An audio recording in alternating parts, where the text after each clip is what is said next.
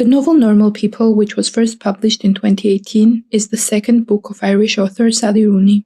The Guardian referred to her as a 27-year-old novelist defining a generation. As soon as the book became available, it instantly gained popularity. It was longlisted for the 2018 Booker Prize and won the Best Novel category in the 2018 Costa Book Awards. It was also longlisted for the Women's Prize for Fiction in 2019.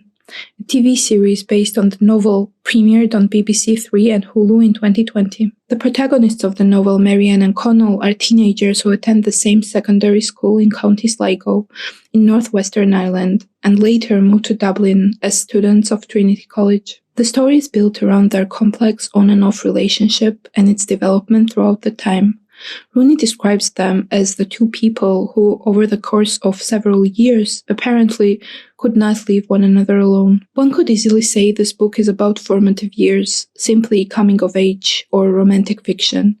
Technically, that would be right, but also, or more so, we could freely claim that, in its essence, the novel is a meticulous observation or even a study of how one human being can have an immense, intense power over another, and how that power is especially weird, disorienting, frightening, and almost impossible to navigate at a young age, at a time when we are simultaneously caught up in strong web of other powerful influences like ideologies, parents, friends, and society. We are often taught that feeling incomplete without another person is a sign of weakness, that we should strive for autonomy, pragmatism, personal success, and strength. Our consciousness is soaked in a narcissistic, individualistic way of thinking.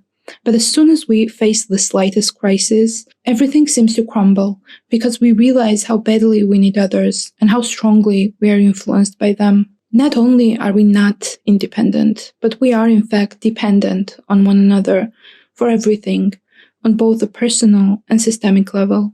Yet we live in times when the logistics of romantic relationships are not supposed to be hard, obsessive, or possessive in any shape or form.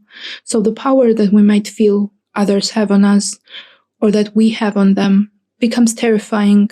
It invades our daily life, disturbs everything that makes us normal, shatters our stability, and may make us feel perverted, ashamed, mental, not like everyone else. In his book, The Art of Loving, sociologist Eric Fromm explores love in the context of contemporary culture, capitalism, and liberalism. He mentions that our whole culture is based on the appetite for buying, on the idea of a mutually favorable exchange.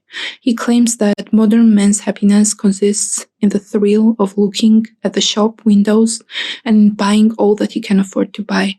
He or she looks at people in a similar way. Fromm argues that the mature response to the problem of existence is love, but love is not just a relationship to a specific person. It is an attitude, an orientation of character, which determines the relationship of a person to the world, not towards one object of love. Fromm claims that if love is real, a person cannot love just one other and be indifferent to the rest of the world. In this case, it would be just a primitive symbiotic attachment or egotism. Fromm concludes that the main condition for the achievement of love is the overcoming of one's narcissism. Fromm asks the question similar to the one that Rooney seems to be asking. If our culture rewards egotism and narcissism, how shall we transcend ourselves?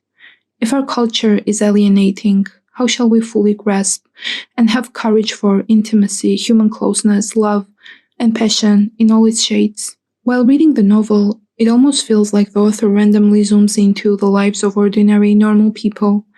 Through exploring this concrete couple's lives, through observing the beauty and difficulties of their relationship, and how external powers influence them, the novel asks a simple but also infinitely hard question. How could people be together and love one another in our times? Marianne and Connell's relationship persists throughout years, but takes many different forms.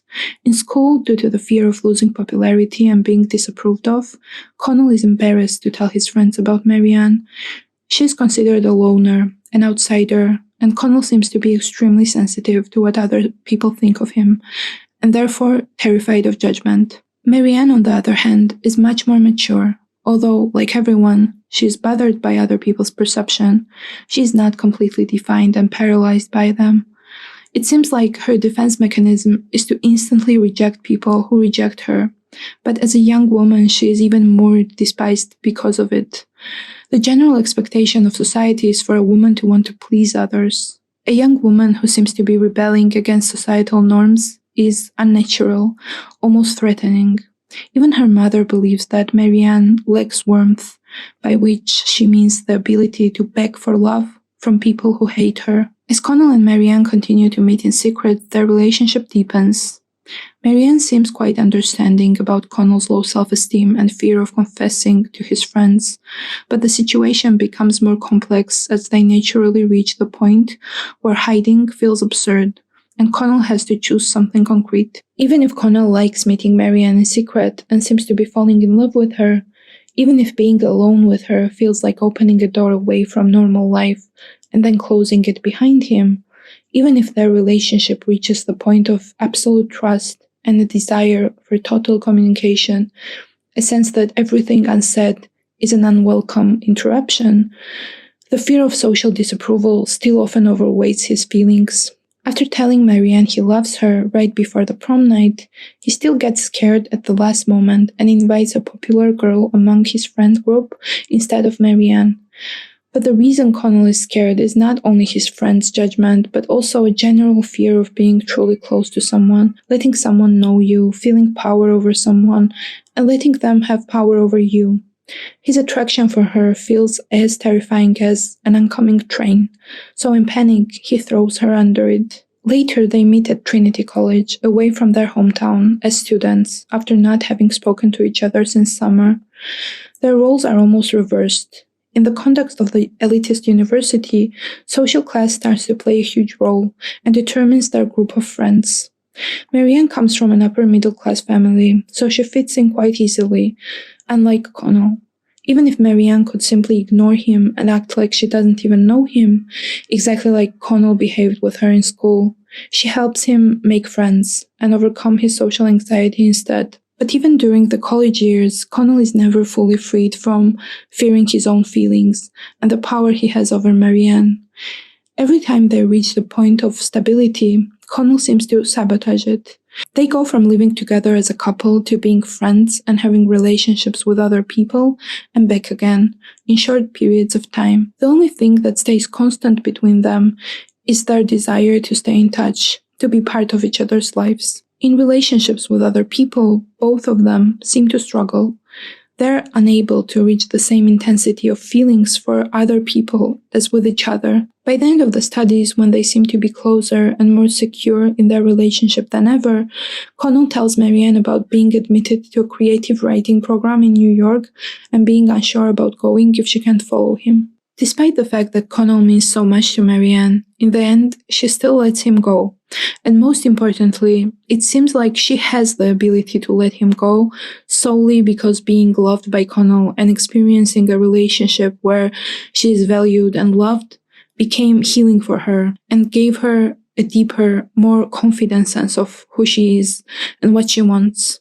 And what she wanted at that moment was to stay in Ireland and live the life that she was already living. For me, one of the most emotional and significant scenes unfolds when Connell invites Marianne to spend Christmas with his family. Marianne is used to a family environment that is cold and distant, so being part of Connell's warm and affectionate family starkly contrasts with her own, highlighting what she's missed in terms of familial love and having a sense of belonging. Rooney writes, Marianne had the sense that her life was happening somewhere very far away, happening without her, and she didn't know if she would ever find out where it was happening or become part of it. Christmas spent with Connell also sharply contrasts with Marianne's Christmas spent alone in Sweden.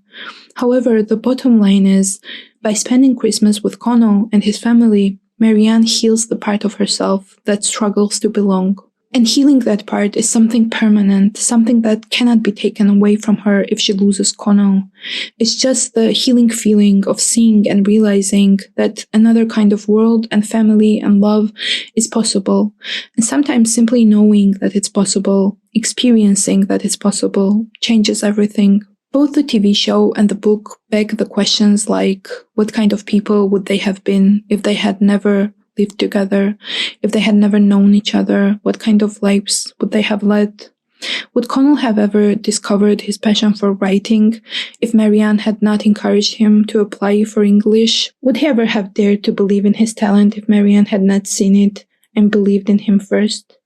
Would Marianne have ever broken out of her toxic family and believed that she could in fact be loved by another person? They both wonder a lot about this. He would be somewhere else entirely, living a different kind of life. He would be different with women, and his aspirations for love would be different, Marianne thinks. But then again, she would also have been another person completely. All these years, they've been like two little plants sharing the same plot of soil, growing around one another, contorting to make room, taking certain unlikely positions. But in the end, she has done something for him. She made a new life possible, and she can always feel good about that. Marianne seems to be submitting to the realities of human relationships and closeness, its beauty and richness, its transforming power, the strangeness of feeling completely under the control of another person, the unavoidable messiness and pain. As she once mentioned, you are not really submitting to someone if you only submit to the things you enjoy. Marianne feels that no one can be independent of other people completely, so maybe it's better to just give up the attempt altogether, go running in the other direction, depend on people for everything, allow them to depend on you. Why not? Her openness, wisdom even, enables her to fully experience all shades of love for Connell, to be able to forgive him over and over again, to make their relationship deeper, and eventually to let him go. After all, most people go through their whole entire lives without ever really feeling that close with anyone. During the interviews, Sally Rooney frequently mentions the significance of interdependence among individuals and critiques individualistic culture and approaches to life within the framework of Marxism. I don't believe in the idea of independent people. I don't believe that anyone is independent from anyone, because the more that I think about how our world is structured, we all rely on each other's labor all the time. I mean, for the food we eat, for the clothes that we wear, somebody has to make them, somebody has to farm the food, somebody has to, pick the crops, and all of that is happening so that we can have the lives that we have. So part of it is happening for me on that structural level, that it's understanding that my life is sustained by the work of other people all the time. So to believe in myself as an individual or as an independent person, it just seems like delusional. Like, I'm not independent. Independent from what? I mean, my life is only sustained by my position within all these networks that I belong to, whether I like it or not. The novelist James Baldwin, when speaking about literature and its purpose, writes, "You think that your pain and your heartbreak are unprecedented in the history of the world, but then you read. It was books that taught me that the things that tormented me the most were the very things that connected me with all the people who were alive, who had ever been alive." I believe Rooney is masterful at connecting the reader to something bigger than them, something universal, through stories about ordinary human experiences and encounters.